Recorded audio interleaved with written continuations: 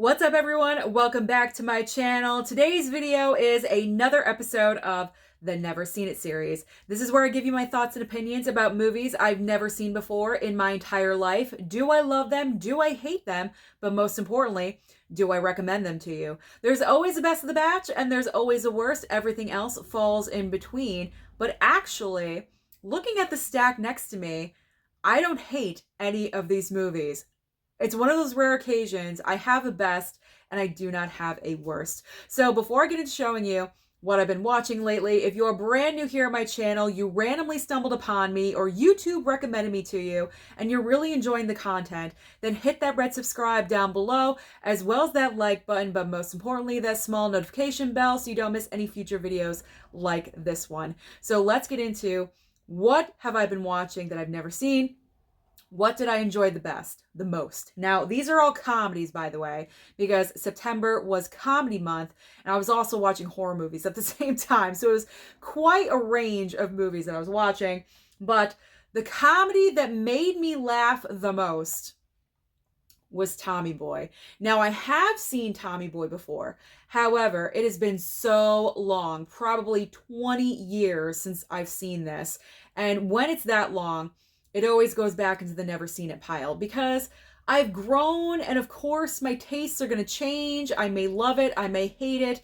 So when we revisited Tommy Boy, and I say we because my mom and dad watched it with me, we were laughing so incredibly hard. I don't think I've laughed so hard at a movie in a really long time. Tommy Boy is just one of those movies. If you are feeling sad and down, pop this movie in and your entire mood is going to change 180. Chris Farley is absolutely amazing, and watching this film just makes you so sad a little bit because you know that he's gone and we just lost this incredible talent.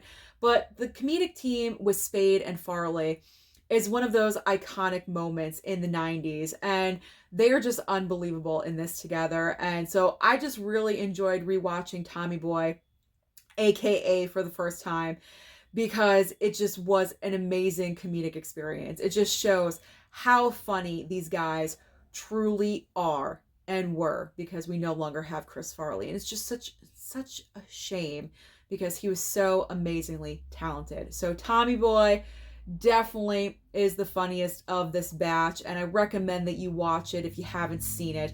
What are you doing? Get on it and see Tommy Boy.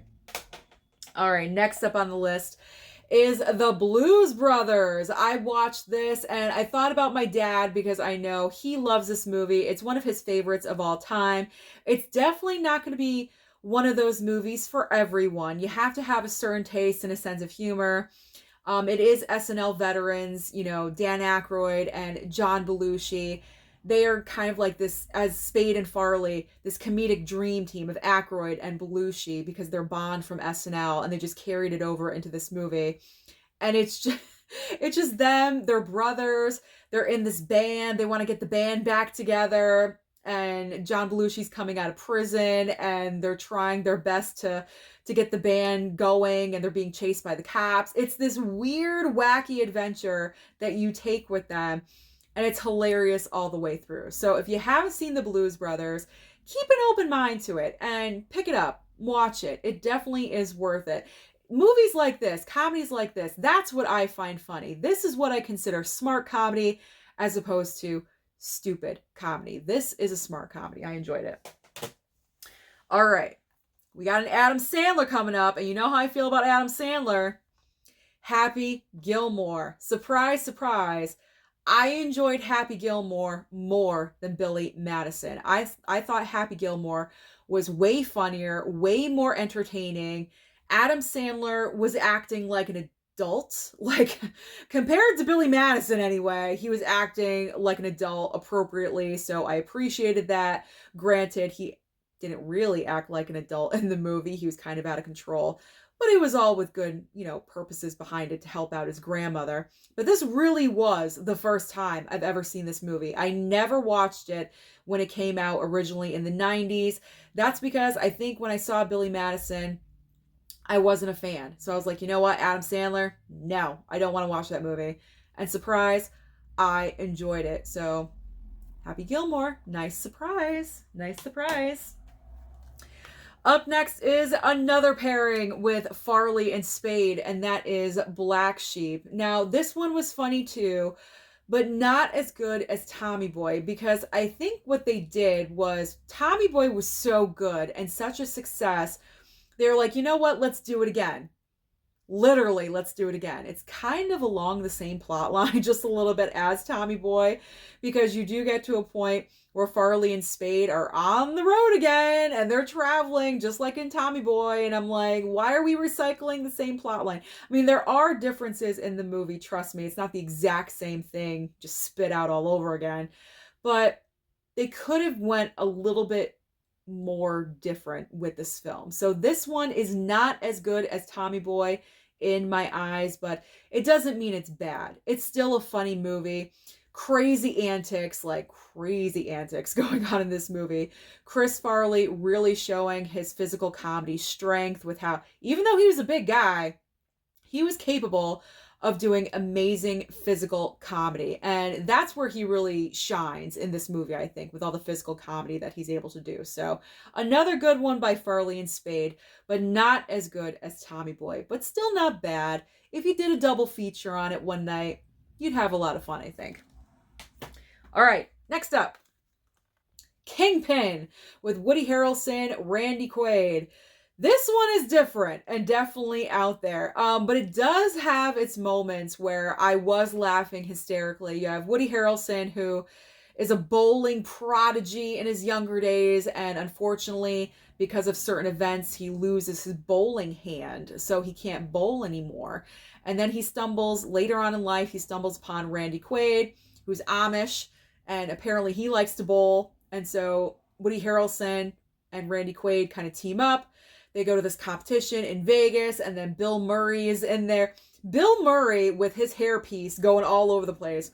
I was laughing hysterically, especially towards the end when they're in the bowling competition.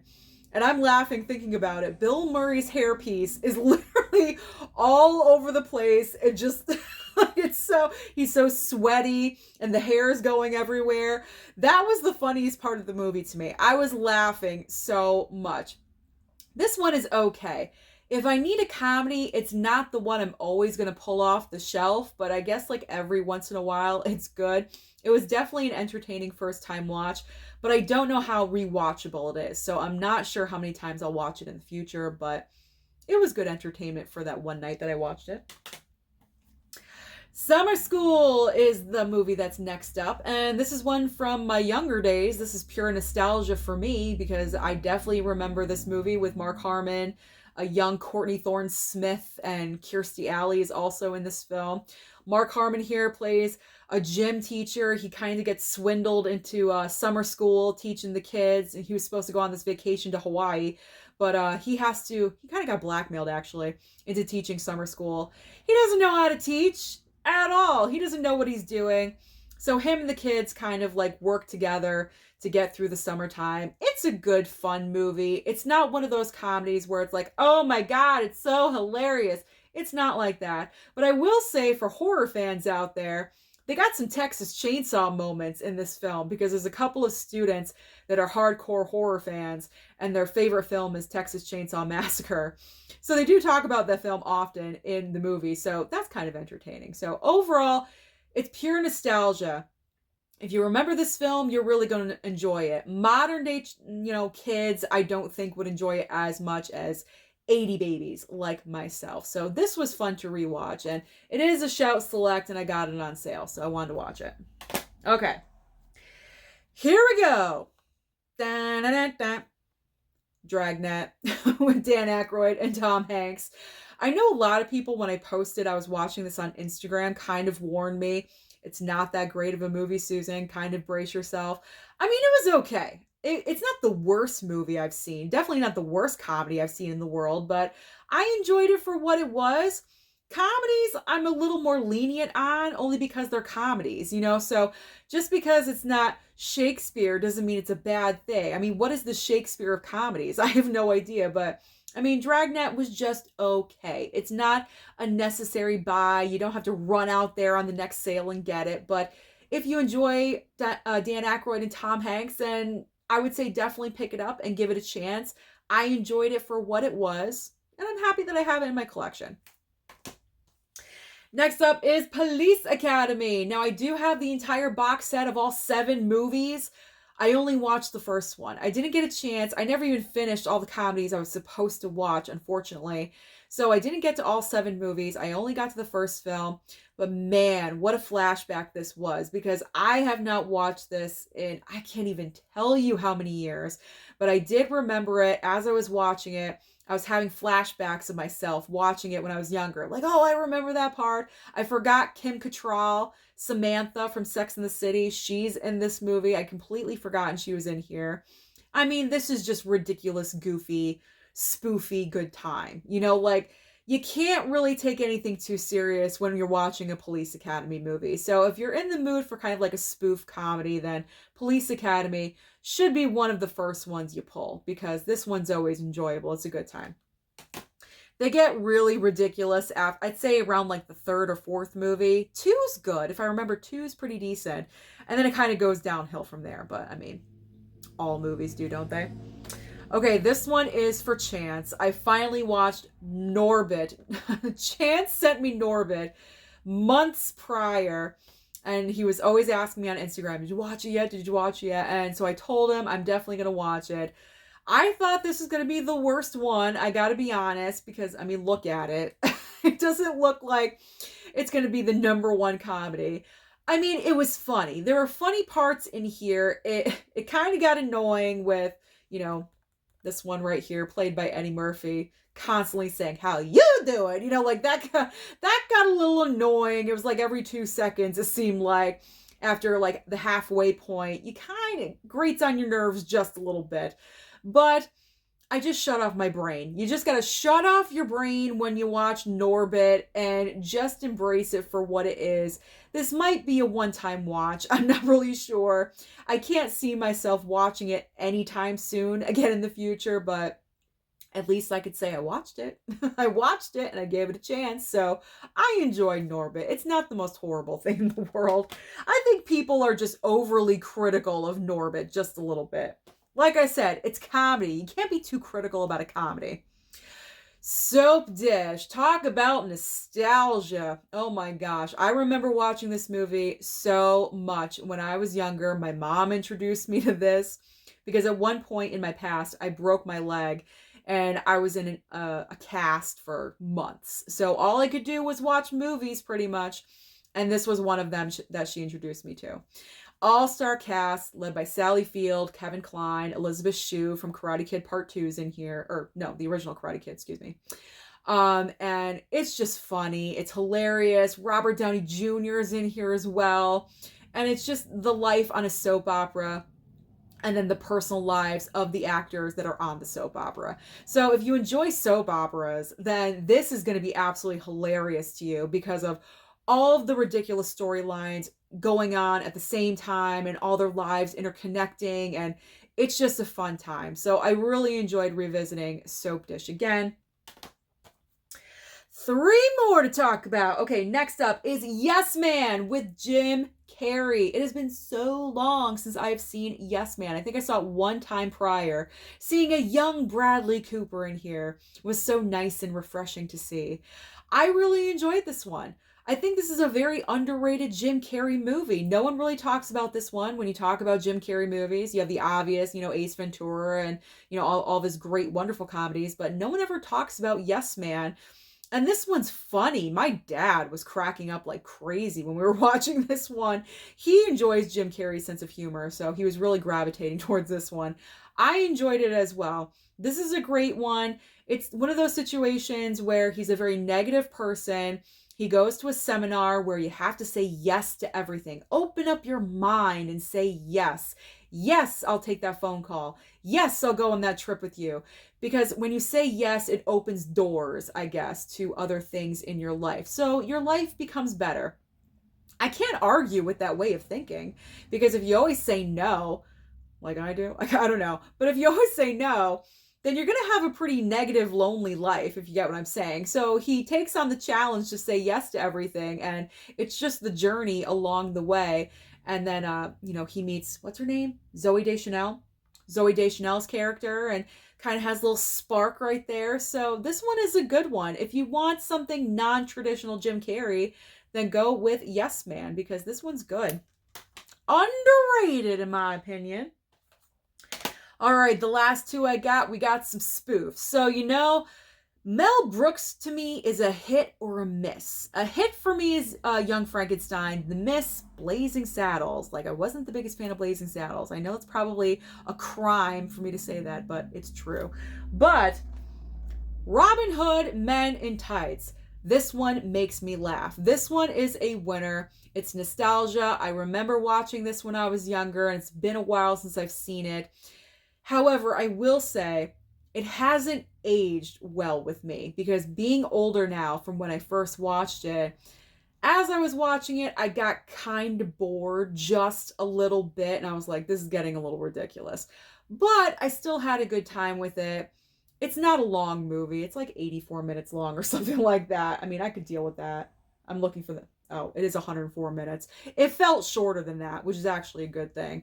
But, I mean, overall, Men in Tights, it's not my favorite Mel Brooks. That is Young Frankenstein. That one I adore.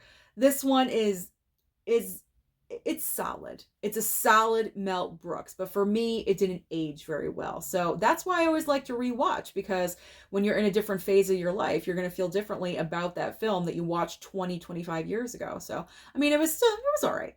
I'm all over the place with this one. Like, it's good. It's all right. It's solid. It's solid. It's a solid Mel Brooks. Not bad. Finally ending with The Naked Gun. Now, this is the trilogy, but I only watched the very first movie. I didn't have time for 2 and 3. 2 and 3 aren't really as good anyway. It's really the first one that is the superstar of the trilogy, let's be honest. And when I say superstar, I mean Leslie Nielsen. Leslie Nielsen is so ridiculous and hilarious in this movie. It's a spoof comedy about cops, and he plays Frank Drebin. He's a cop on the force, and, you know, events are happening. I can't even really tell you. There's so many different weird things going on in this movie, and it's just kind of all over the place. Priscilla Presley in the movie plays the love interest for Frank Drebin, for Leslie Nielsen, and it is just one of the funniest spoof comedies you will ever see in your entire life. It is just ridiculous. Ridiculous is the word. O.J. Simpson is also in this movie, just to warn you guys. He's also in this film. I will give him credit. He's kind of funny in the movie, but I would have cast someone else probably. But overall, I recommend The Naked Gun. It's one of those classic comedies in general. It's probably one of the best spoof comedies ever, but also one of the funniest regular comedies of all time ever. So that is everything that I was watching in the month of September for Never Seen It. So let me know down below, what were you watching in September that you'd never seen before? Don't forget to like and subscribe before you leave, and I'll see you next time.